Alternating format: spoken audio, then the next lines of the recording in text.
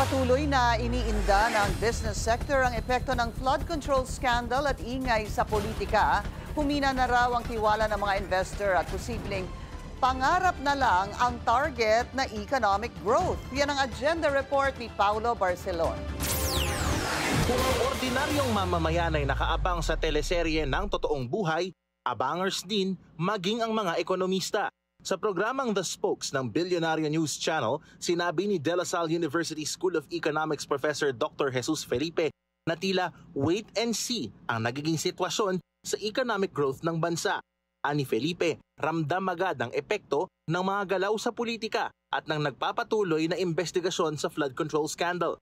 Mabagal na paggastos, humihinang consumer at investor confidence at lalo pang nalalayo ang growth targets ng economic team ng gobyerno.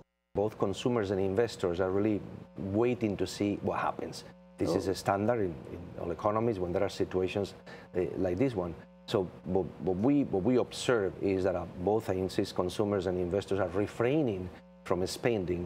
Ayon pa kay Dr. Felipe, mula sa inaasahang 5.5 to 6.5% na growth targets ngayong taon at ang 6.5 to 8.5% targets nung mga nakaraang taon, tila lumiliit na ang projections. Hindi lamang dahil sa political turmoil, kundi dahil nananatiling low productivity economy ang Pilipinas.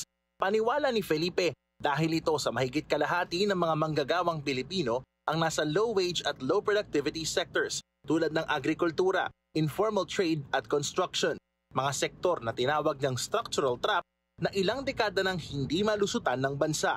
So what corruption is doing is making things even worse in terms of how the country moves forward and what is going to happen during the next few years. So we need to differentiate between the shock that is happening now and the reality of the nation, even without the corruption scandal. Nauna nang sinabi ni outgoing Finance Secretary Ralph Recto na hindi inaasahang mahihit ng gobyerno ang growth targets nito. Ani Recto, nasa 4.7 to 4.8% lamang daw ang nakikita niyang taya ng economic growth ng bansa ngayong 2025, bagay na kung magkakatotoo ay magiging pinakamahinang paglago ng ekonomiya mula noong 2011 nang magdesisyon ng administrasyon ni dating Pangulong Noynoy Aquino na babaan ang gastos dahil sa pangako ring labanan ang katiwalian sa kanyang unang taon bilang presidente. You see, 4% for an economy like the Philippines is very low.